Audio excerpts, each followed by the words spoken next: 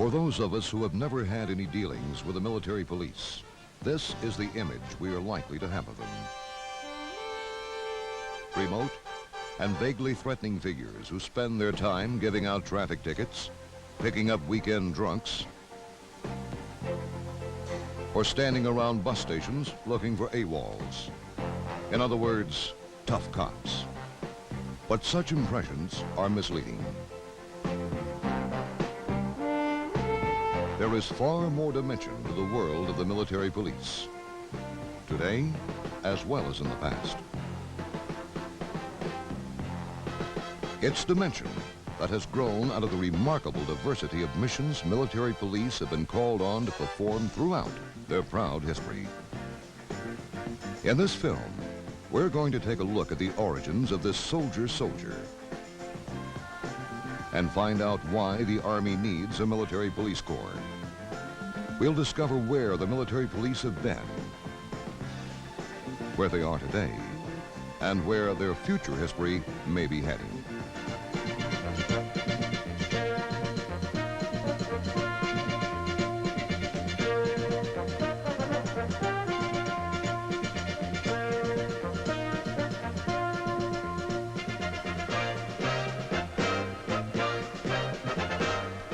In their ever-expanding duties, military police play an indispensable role in today's Army. On paper, the Corps is one of the Army's youngest branches, but its traditions go back even before this nation was founded. Military police were known even in the armies of ancient times. But this proclamation by King Charles I of England is the first recorded notice of a provost appointment and duties. The American military police were originally created by George Washington to serve the Continental Army and were uniformed something like this. Though their orders called for them to be mounted on horseback and armed as light dragoons, they served primarily in the capacity of rounding up drunks, rioters, and deserters. Yet the Corps had performed a useful mission and was not forgotten. During the Civil War, the job of provost marshal was revived, and the military police were resurrected, this time on a much larger scale. Wearing these differently colored uniforms and called the Veterans Corps, they particularly distinguished themselves in the control of draft evaders and stragglers. To escape military obligations, thousands of men had been crossing to the far side of the Potomac River. But once military police patrols and checkpoints were set up, the straggler problem quickly became a thing of the past. By keeping more men in the ranks, the military police contributed substantially to the Union victory in 1865.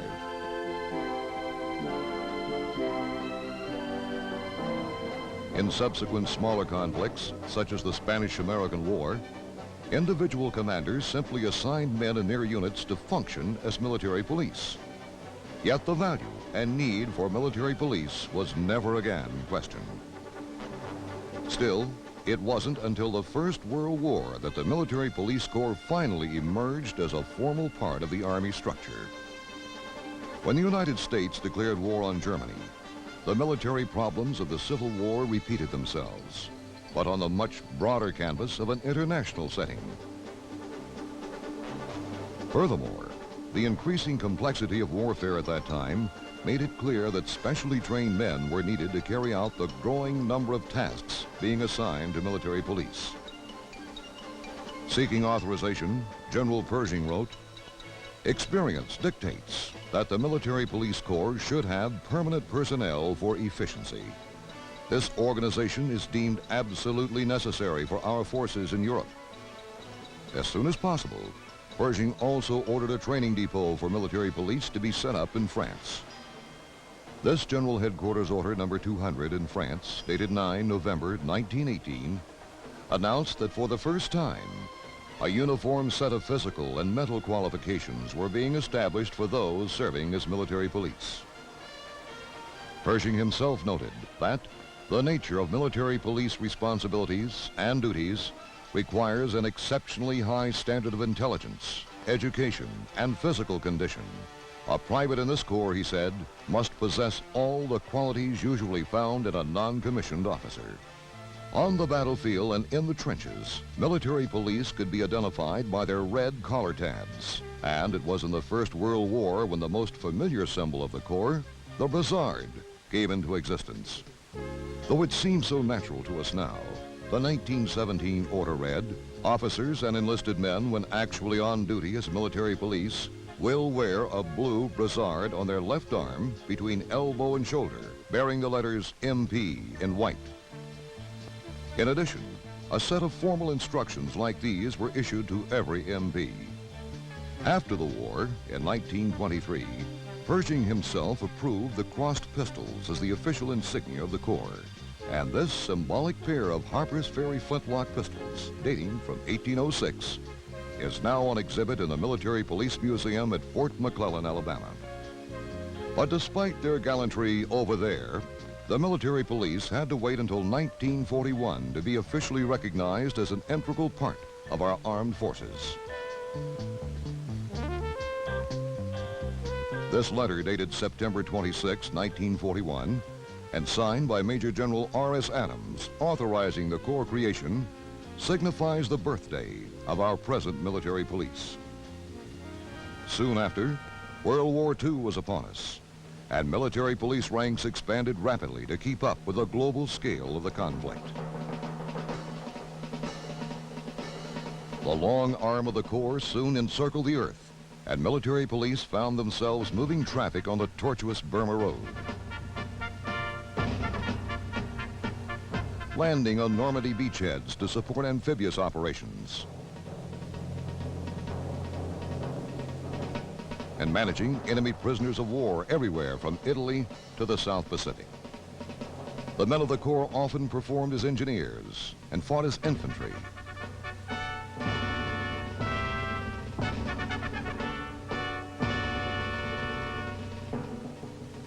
They were instrumental in achieving the first bridgehead across the Rhine, the famous bridge at Remagen. A presidential citation recognizing the MP's extraordinary gallantry there reads in part, "This sector was the target of 24-hour-a-day artillery, air, and even V-2 attacks. Unable to take cover under the murderous fire, the MPs remained at their posts on the ridge, though casualties among them mounted each day. It was the cool and capable direction of the military police which ensured the crossing of troops and supplies vitally needed to establish the bridgehead. They kept the bridge open with a magnificent display of courage and devotion to duty during those crucial 5 days that the bridge remained standing. Remagen was surely one of the Corps' finest hours." At peak strength in World War II, over 200,000 men were serving as MPs, proving many times over to be more than a white glove operation. What's more, this time their job didn't end when the last shot was fired. Commanders now recognized the contributions military police could make, and for the first time in our nation's history, the Corps became a part of the peacetime force structure. In the years that followed World War II, they came to play an important role in the occupied lands. In many instances, military police were the first forces to move into these areas, where they fostered trust and respect for U.S. military presence. Military police saw to it that food was distributed fairly among the masses of European refugees in bombed-out cities. Often serving as the only form of local authority, they worked to combat the problems of crime and black marketeering in these ravaged areas.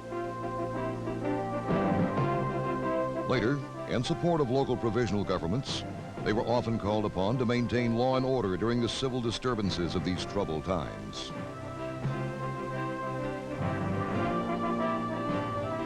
Gradually, as more normal conditions returned, the MP's jobs began to take on a more familiar look.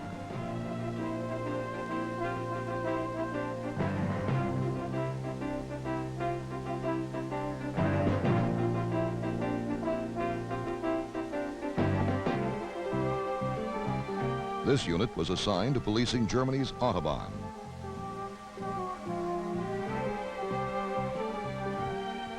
Though a training facility had been hastily established in the United States during the war years, it wasn't until 1947 that a school for military police was finally established. These early classes at Fort Gordon, Georgia, included lessons in police procedures, unarmed self-defense,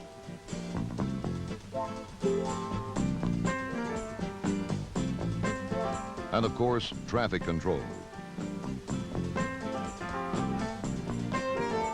Many of the persons who trained here later saw their first action in the Korean conflict, a limited and frustrating police action that tested our Army and our nation.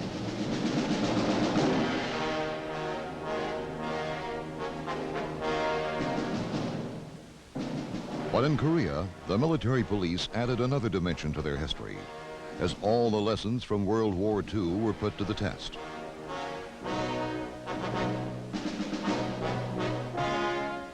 While some military police units spent their time fighting skirmishes to keep the supply routes open, others worked to direct truck convoys over a most difficult network of roads, a task that at one time required 80% of the MPs in Korea.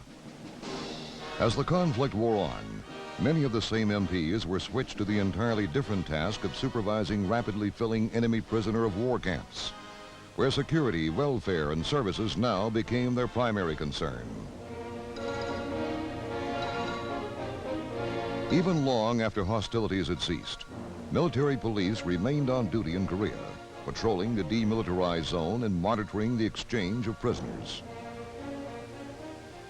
The history of the military police corps has always been characterized by expanding responsibilities with each succeeding war. One reason why the corps has been such a dynamic arm of the service. In Vietnam, military police had to once again adapt themselves to an entirely different style of warfare, and in doing so, managed to forge a whole new style of performance. Some found themselves conducting river patrol operations in the Mekong Delta. Others trained Republic of Vietnam soldiers in military police duties.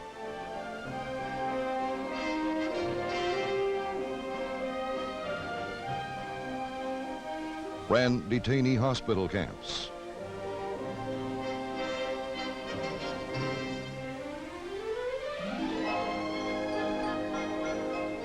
Conducted interrogations.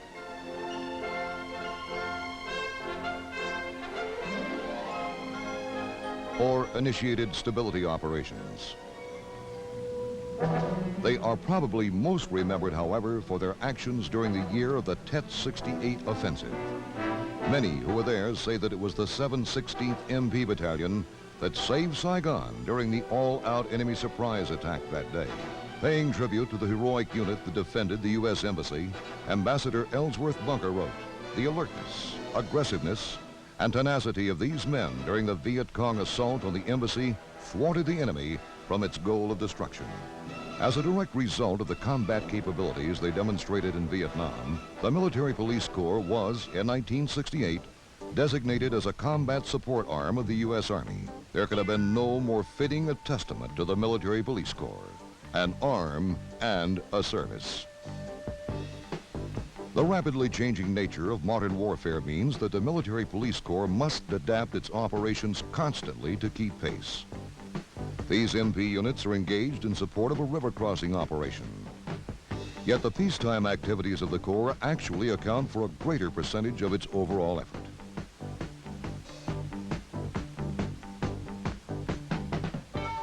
And have been the source of most of the Corps' recent growth toward new responsibilities.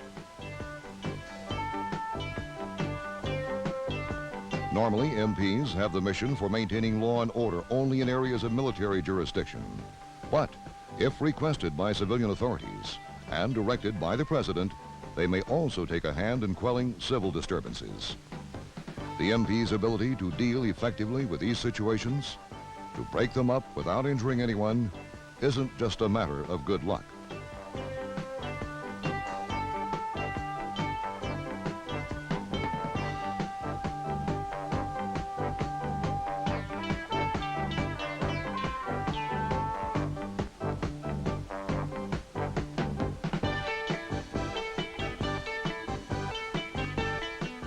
It's the result of crowd control training like this, in the classroom and in the field. Yet military police don't just respond to disruptive and criminal actions. The Corps actively works toward trying to keep them from happening in the first place through a variety of proven security methods.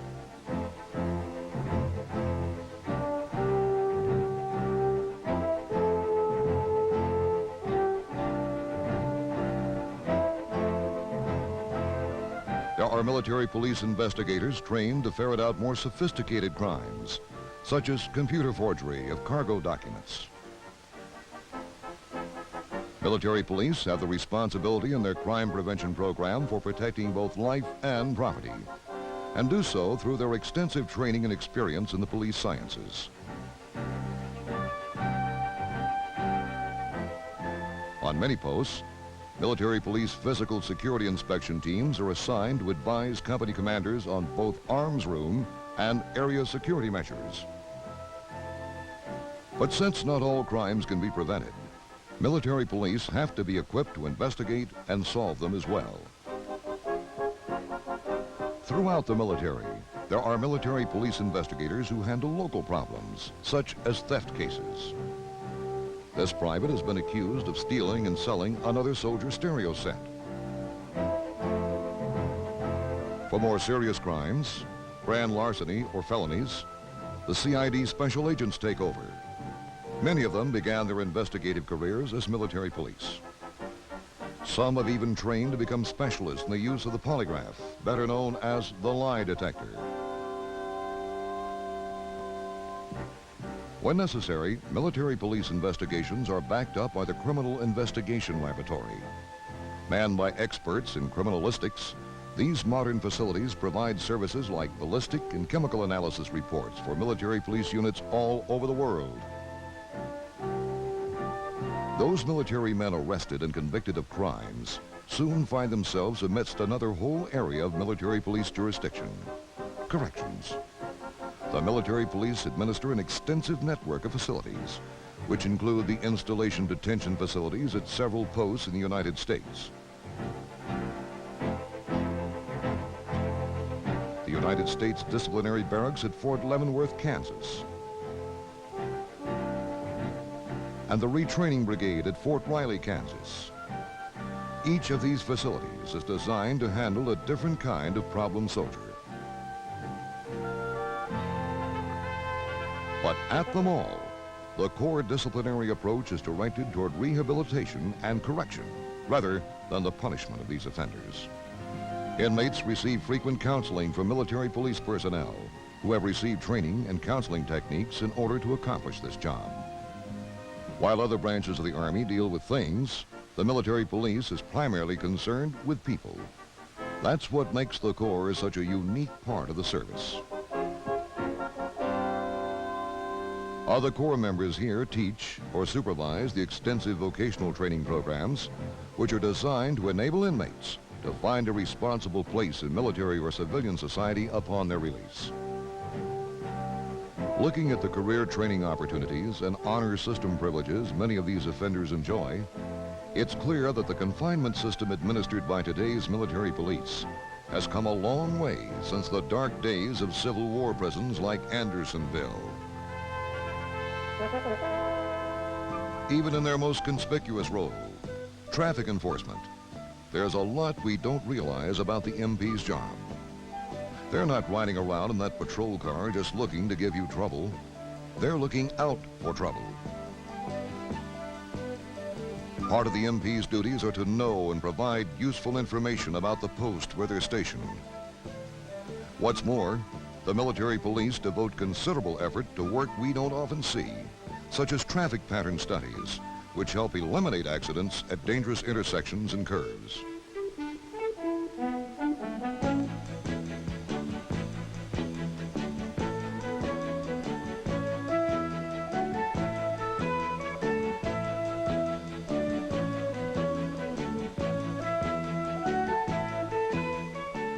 Individual MPs have to know how to safely clear an accident scene.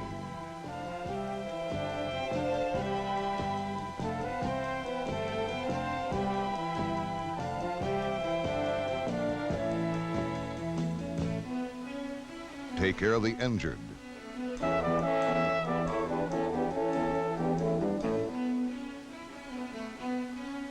and interview witnesses in order to get the facts. Their two greatest weapons are probably diplomacy and tact.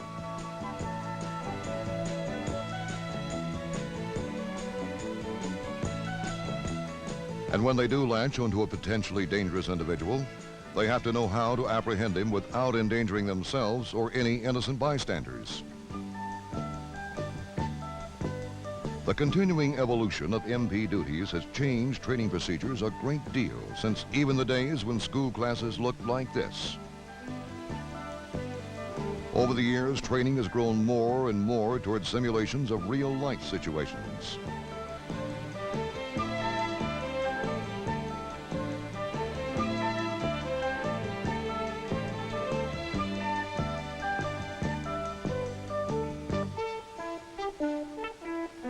At Fort Gordon in the 60s, an entire mock village known as MP City allowed trainees to experience close approximations of what they would soon be dealing with in actuality. In 1975, the renovation of this military police campus at Fort McClellan, Alabama, marked the end of the Corps' search for a permanent home and the beginning of a new era for military police development. Though MP training today still includes a few basics from the past, such as hand-to-hand combat skills, students at the Military Police School now have available realistic training facilities on a large scale. A modern, fully equipped MP headquarters with its own mock detention cell, a military courtroom, a traffic accident investigation site, mock confinement facilities,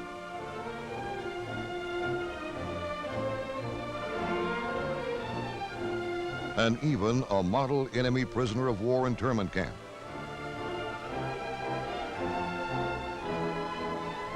Today, the history of the military police is about to move forward toward perhaps its most dynamic chapter. New graduates entering the Corps have a much greater choice of opportunities than ever before, and at the same time carry a greater responsibility. In recent years, there has been an increasing prevalence of violent public demonstrations. And at the same time, a greater emphasis on the constitutional rights of the accused. Even the nature of warfare itself continues to change rapidly. And new members of the Corps can expect to find more future emphasis on training in areas such as counterterrorism, stability operations, and rear area combat security, fields that will require more of the MP's attention in coming years. All of these represent new challenges and new demands for the military police of tomorrow. Today's military police are already confronted by situations requiring more judgment and more knowledge of psychology and criminology than were their predecessors of World War II. But as was true for those counterparts of the past, there is still a high value placed on the ability to make quick, sound decisions under pressure and the courage to persist in the face of danger. Next time you see the MPs, remember that they are more than law enforcement officers. They are symbols of a proud service that our forces around the world have come to respect and depend on. A service that is, and has always been, of the troops and for the troops.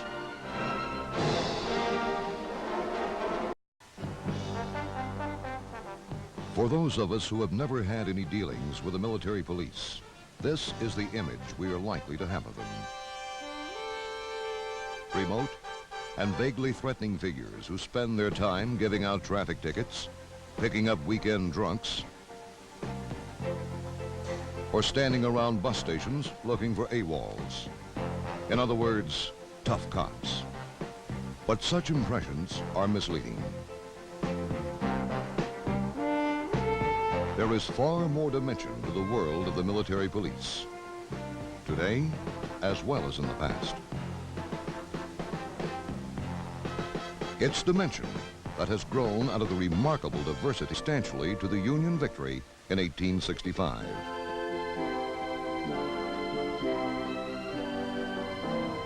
In subsequent smaller conflicts, such as the Spanish-American War, individual commanders simply assigned men in their units to function as military police.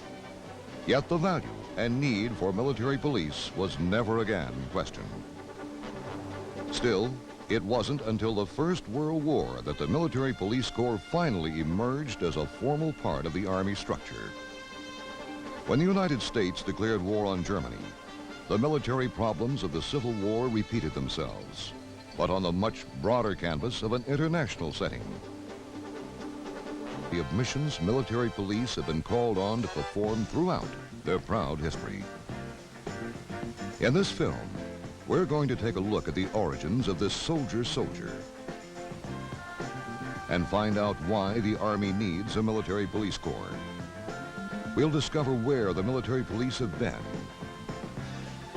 where they are today, and where their future history may be heading.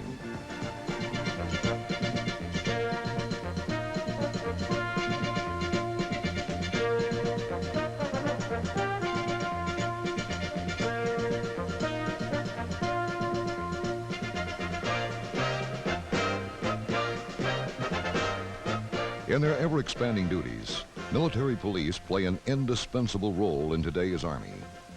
On paper, the Corps is one of the Army's youngest branches, but its traditions go back even before this nation was founded. Military police were known even in the armies of ancient times. But this proclamation by King Charles I of England is the first recorded notice of a provost appointment and duties. The American military police were originally created by George Washington to serve the Continental Army, and were uniformed something like this. Though their orders called for them to be mounted on horseback and armed as light dragoons, they served primarily in the capacity of rounding up drunks, rioters, and deserters. Yet the Corps had performed a useful mission and was not forgotten. During the Civil War, the job of provost marshal was revived, and the military police were resurrected, this time on a much larger scale. Wearing these differently colored uniforms and called the Veterans Corps, they particularly distinguished themselves in the control of draft evaders and stragglers. To escape military obligations, thousands of men had been crossing to the far side of the Potomac River. But once military police patrols and checkpoints were set up, the straggler problem quickly became a thing of the past. By keeping more men in the ranks, the military police contributed